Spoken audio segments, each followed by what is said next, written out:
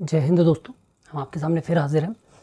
बहुत दिनों से एक डाउट था, बहुत सारे लोग हमसे पूछ रहे थे कुछ, तो वही भूमि के संबंध में हम आपको कुछ वीडियोस लेकर आए हैं और हम कोशिश करेंगे जो हमारे रिप्लाई आ रहे हैं, हम उनको कमेंट्स आ रहे हैं, हम उनको समय से रिप्लाई कर पाएँ। और नहीं कर पाते हैं यदि रिप्लाई तो हम उसके लिए क्षमा चाहेंगे, पर हम कोशिश कर रहे हैं कि हम आपको वीडियोज़ के माध्यम से ही आपके जो रिप्लाई कमेंट्स हैं उनका जवाब दे सकें। ठीक है, जैसे कि अभी हाल ही में हमको एक कमेंट आ रहा है काफ़ी दिनों से। एक मिनट,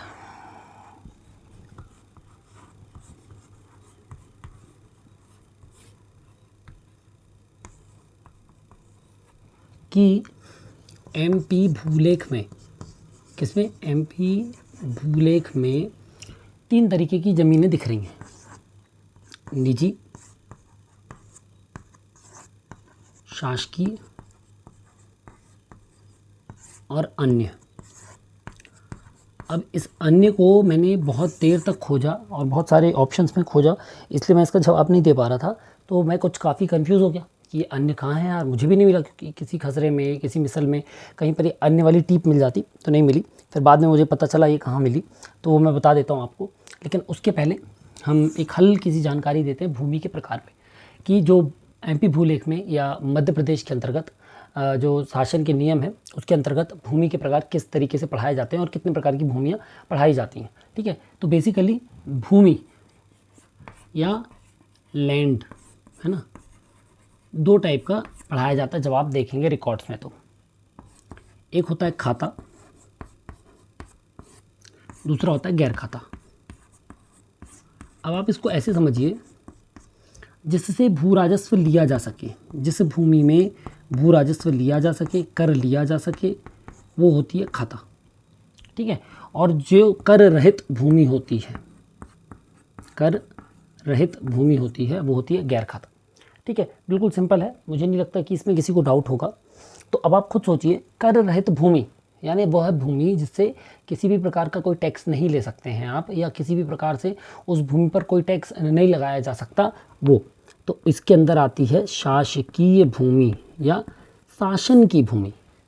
वह सभी भूमि जो शासन की होगी, वन, गोठान, आपका उसके बाद पंचायत की, मतलब राजस्व विभाग की भूमि जितनी भी हैं, कब्रिस्तान के लिए सुरक्षित भूमि, शमशान के लिए सुरक्षित भूमि, वृक्षारोपण के लिए सुरक्षित भूमि, आबादी की भूमि, नहर, नाले, नदी, सड़क, ये सारी की सारी गैर खाते के अंतर्गत आती हैं। ये होती हैं आपकी शासकीय। ठीक, दूसरा आता है आपका मतलब इसमें निजी। अब निजी का मतलब होता है निजी, प्राइवेट लैंड, जो किसी व्यक्ति के नाम पर दर्ज है।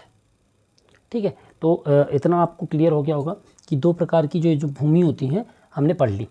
ठीक है, अब इन 2 भूमि में आप एक चीज़ और देखेंगे बहुत अच्छे से, सिंपली, कि जो निजी है इसको कैटेगराइज किया गया ओनर टाइप में, यानी कि भूस्वामी प्रकार में। ठीक है, 4 प्रकार से इसको कैटेगराइज किया गया है और 4 प्रकार से इसको कैटेगराइज किया गया है। सबसे पहले निजी के अंतर्गत आता है भूमि स्वामी, जो सबसे आम है। भूमि स्वामी, कोई भी व्यक्ति जिसके नाम पर भूमि है वह भूमि स्वामी है ना। एक दूसरी होती है निजी संस्था, कोई स्कूल खोला है किसी ने, कोई ट्रस्ट खोली है, कोई कंपनी खोली है ना, और वो उसके थ्रू चला रहा है, कोई भी ऑर्गेनाइजेशन चला रहा है वहाँ पर, व्यापारिक व्यवसायिक कोई भी, तो वह ज़मीन किसके नाम पे होगी, निजी संस्था के नाम पे। माइनिंग है या कॉरपोरेशन है कोई, ये सब किस में आएंगी, निजी संस्था। एसीसी सीमेंट फैक्ट्री है, निजी संस्था। कोई स्कूल है, निजी संस्था। ठीक है, इसके बाद तीसरे आते हैं भूदानधारी। अब भूदानधारी क्या होता है, तो देखो इसका मैं आपको स्पेसिफिक तो नहीं बता सकता, क्योंकि फिर नियम कानून सब बताने पड़ेंगे। आप सिर्फ इसको समझ लीजिए, एक समय पर भूदान यज्ञ हुआ था। भूदान यज्ञ बोर्ड करके एक संस्था है जिसके तहत भूमि का दान किया गया था। ठीक है, शासन ने अर्जन करके दान किया था या लोगों ने स्वैच्छिक रूप से दान किया था, लोगों को प्रेरित किया गया था, वो सब आपको नियम पढ़ने पड़ेंगे। बस अभी आप समझिए, तो वो जो भूदानधारी हैं उस समय के, जिन लोगों ने भूमि दान की है, वो होते हैं भूदानधारी, जिन्होंने वो भूमि दान वाली जो भूमि उसको धारण किया हुआ है, भूदानधारी। चौथा बताइए क्या हो सकता है, तो चौथा मिलेगा आपको, चौथा क्या मिलेगा आपको, भूमि स्वामी आहस्तांतरणीय। आहस्तांतरणीय का मतलब होता है वह भूमि जिसके विक्रय पर रोक हो। वह भूमि जिसके विक्रय पर रोक हो। अब ये कौन सी भूमि होती हैं? तो सबसे पहले तो ऐसी भूमि जो मान लीजिए एसटी वाली भूमियाँ हैं, जो हमारे ट्राइबल एरिया की भूमि है, जो ऐसी भूमि है जो शासन द्वारा किसी को प्रदान की गई हैं, निजी हो गई हैं, या वह भूमि है जो सुरक्षित की गई हैं शासन के द्वारा, ताकि शासन की अनुमति के बिना, कलेक्टर महोदय की अनुज्ञा के बिना इन भूमि पर किसी भी प्रकार का हस्तांतरण क्रय विक्रय नहीं किया जा सकता। इन भूमि पर केवल फौती नामांतरण किया जा सकता है। ठीक है, तो ये कहलाती है हमारी भूमि स्वामी आहस्तांतरणीय। अब हम आते हैं शासकीय पर। तो शासकीय पर सबसे पहली भूमि होती है शासकीय, जिस पे सीधा सीधा लिखा रहता है मध्य प्रदेश शासन। ठीक है, इस पर कोई डाउट नहीं होगा किसी को। जितनी भी गवर्नमेंट लैंड है, सड़क, रोड, नाले, ये सब है, ये क्या है? शासकीय। दूसरी आती है शासकीय संस्था। अब आप सोच रहे होंगे शासकीय संस्था क्या होती है? तो शासकीय संस्था जैसे मान लीजिए पीडीएस की दुकान है, ठीक है, वो शासन के संस्थागत रूप से शासन के पास है, शासन के किसी उसके अंतर्गत चल रहा है। कोई यूनिवर्सिटी है ना, यूनिवर्सिटी की कोई ज़मीन है, तो वह शासकीय संस्था के अंतर्गत आ जाएगी। या और भी अलग अलग शासकीय संस्था, रजिस्टर्ड शासकीय संस्थाएं हैं, ठीक है, वह आ जाती हैं शासकीय संस्था के अंतर्गत। फिर तीसरा आता है शासकीय पट्टेदार। अब पट्टेदार यानी कि पट्टा, पीस ऑफ लैंड, है ना। तो जब शासन के द्वारा किसी प्रकार से किसी को कृषि कार्य करने के लिए भूमि का प्रदान किया जाए, वो होता है शासकीय पट्टेदार, है ना। उसके 5 नंबर कॉलम पे शासकीय पट्टेदार लिख जाता है।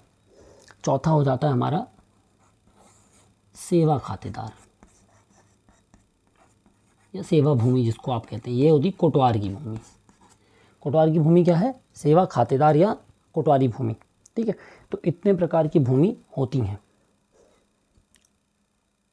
ठीक है,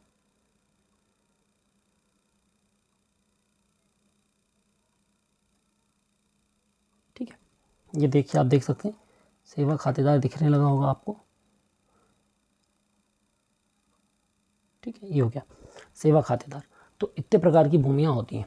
अब यदि आप जब भी कभी शासकीय भूमि की बात करेंगे, जब भी कभी आप मध्य प्रदेश शासन के अंतर्गत भूमि की बात करेंगे, यदि आप रिकॉर्ड की बात करेंगे तो 2 प्रकार की भूमि मिलती हैं, खाता और गैर खाता। इन दोनों का सम मिलाकर होता है ग्राम का भौगोलिक रकबा, मतलब सॉरी, ग्राम का संपूर्ण खाता, संपूर्ण खाता या ग्राम का संपूर्ण रिकॉर्ड, अभिलेख। ठीक है, इसके बाद इसका एरिया डिफाइन करेंगे तो वो अलग चीज़ हो जाती है। फिर आता है इसके अंदर निजी और शासकीय, निजी के 4 और शासकीय के 4। अब ये पूरा मैंने जब पढ़ा तब मुझे ये कहीं नहीं मिला, तब मैंने ये ढूंढा, ये कहाँ मिला मुझे, तो हम आपको बता देते हैं हमको वो कहाँ मिला।